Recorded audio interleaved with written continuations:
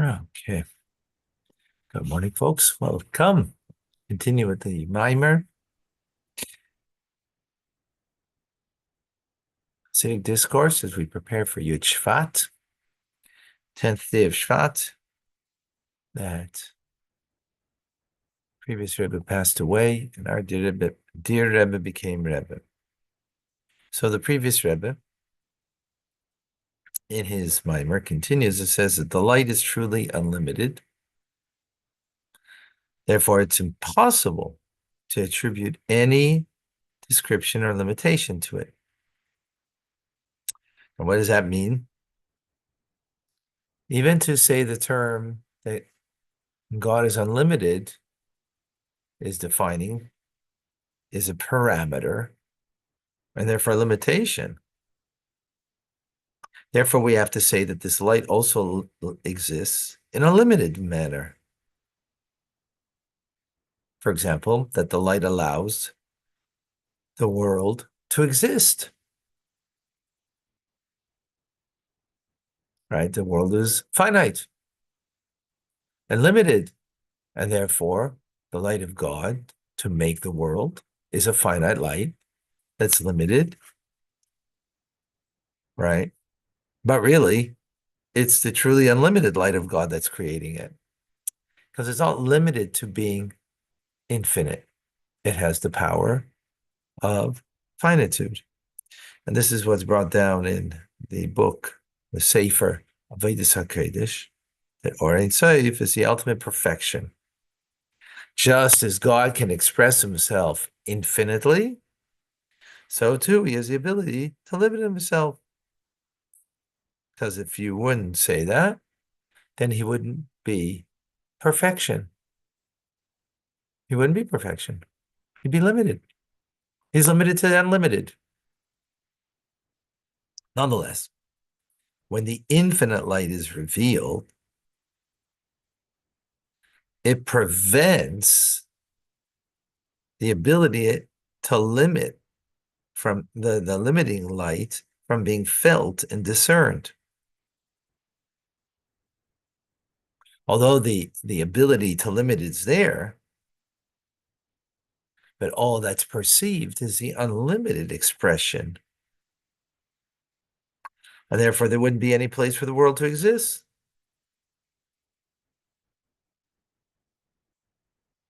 Right? So then, how does the world exist? Because of Tzimtzum. This is what a Tzimtzum, contraction, accomplishes. It completely conceals the unlimited light.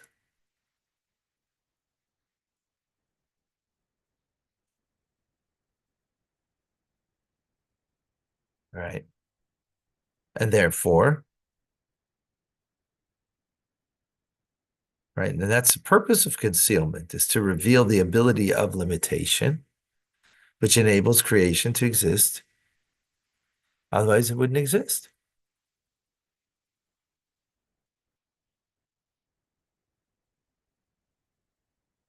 So for this reason, the place is now called a hollow, empty void. Why? Because in comparison to the light that was revealed, it's now hollow.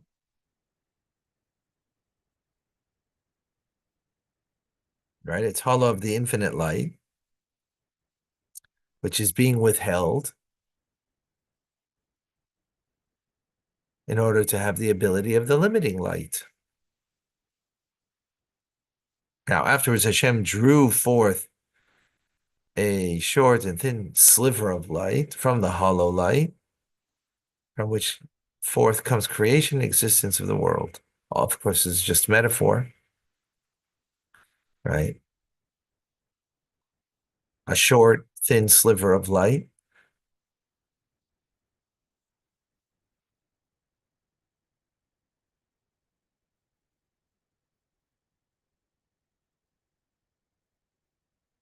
It's called the kav in Hebrew.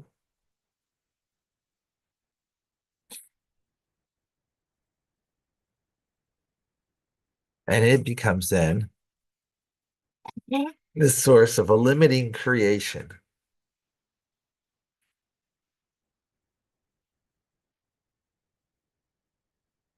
With this,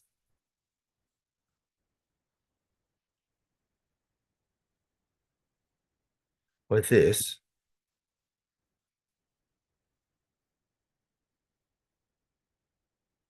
we can make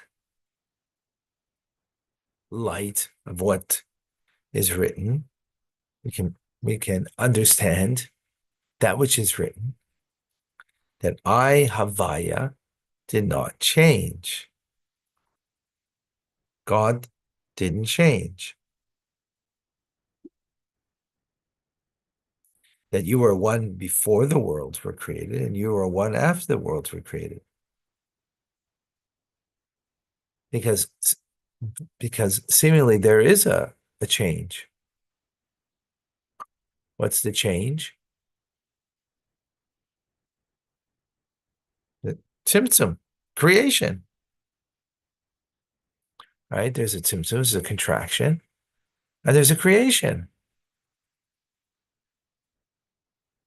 Even until the lowest worlds. So what do you mean that there's no change?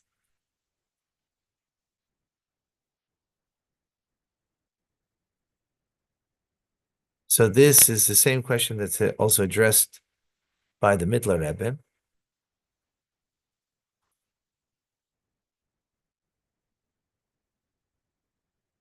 Seemingly, I Havaya did not change. Is not to be understood that your kingship extends throughout all worlds.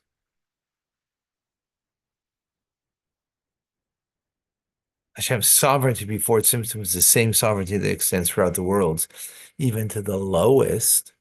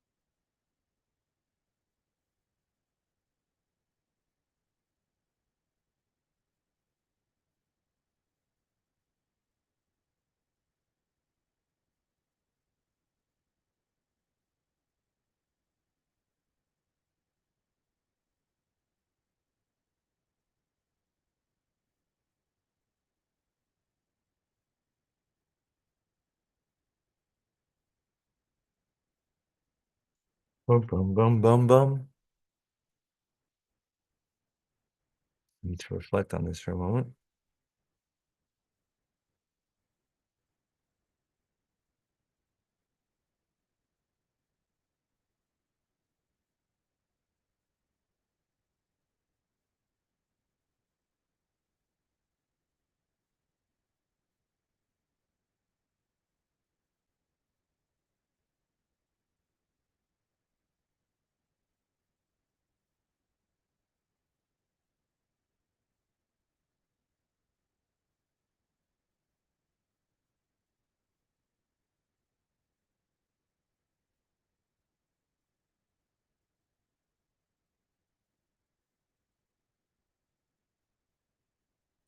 So God says that I Havaya have not changed, right? The tetragrammaton name of God. So the Mittler Rebbe says that this doesn't refer to God's kingship throughout the worlds as the Hashem's sovereignty before Tzimtzum. It's the same sovereignty that extends throughout the worlds, even to the lowest world.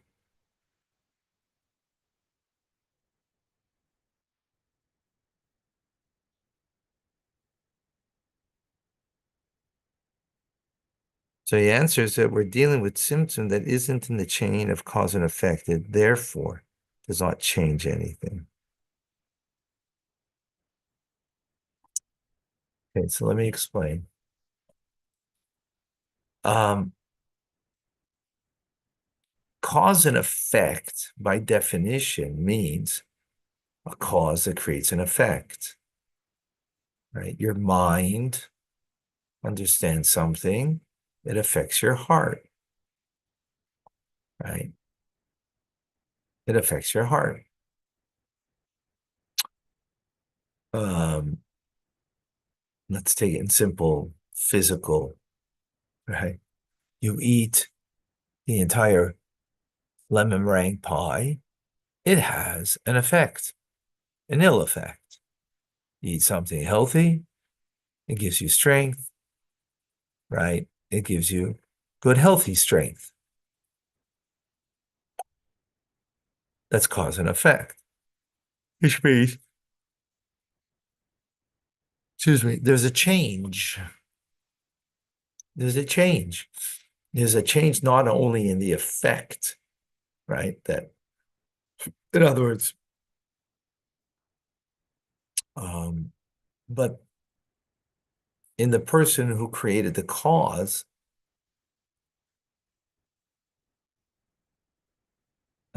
there's also an effect. There's a change. So in your mind that you understand something, well, there's a change. You understand something more deeply, and therefore it caused your heart to feel more deeply. So there's a change not only in the effect, but in the cause. Your mind understands something more. So there's a change in the mind, right? Everything in this world is cause and effect. So everything, there's always change.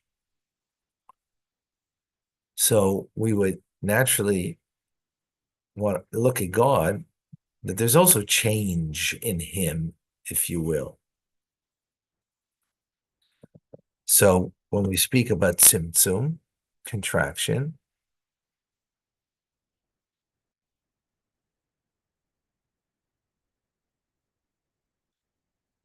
right? So seemingly that would affect the change because you're contracting, you're holding something back. On a higher level, you didn't. Lower level, you did. Lower, lower, lower, lower, and more lower levels, more contraction, and more removal. But that's only if tzimtzum came about by cause and effect. But in fact,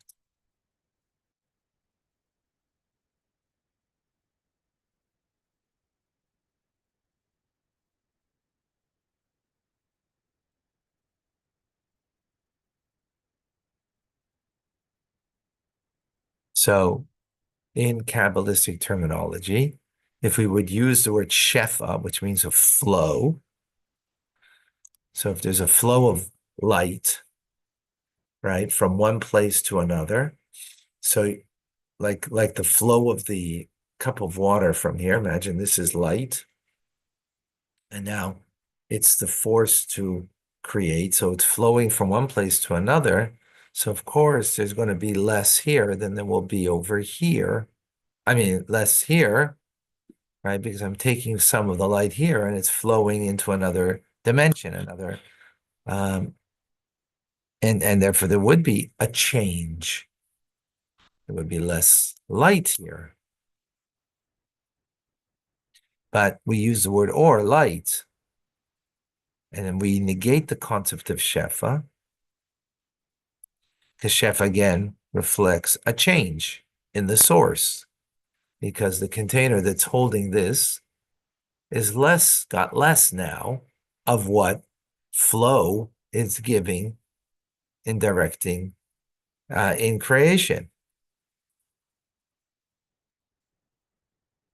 So for this reason, we are emphasizing that there is a tzimtzum, especially the primary first tzimtzum, is a complete withdrawal and a leap of the light, which created the hollow, empty void.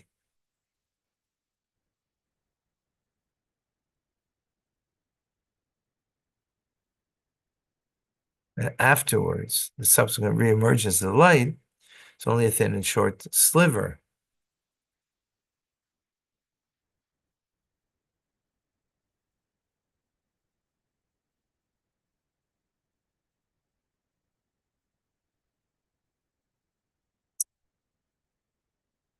So in that respect, because it's not cause and effect, which we really don't understand. I'm saying something now that we can't really grasp because everything in our world is cause and effect. Everything is a means to some end. And but that's the way God created the world that we are limited to. But God, in creating the world, didn't create it in that manner, and therefore, um, there's a limitation, if you will. So this light, not Shefa, not this flow, right? When it's going from being totally revealed, it's kind of leaps, if you will, in a manner that is not cause and effect. Cause and effect, the cause in has to be enveloped into the effect.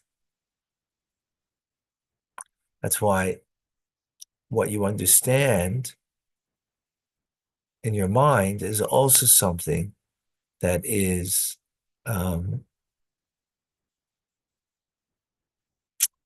what's the word I'm looking for? Is clothed in your heart. That's why we say an understanding heart. A heart, what's a heart understanding? Your mind understands. Your heart feels. Why we call it understanding is because the cause of your feeling in the heart is the understanding of the mind. And a cause is enclosed, embraces, it's engaged in, involved in, found in the effect. So therefore you have there's a relationship, there's a closeness there, and therefore that's why it can affect.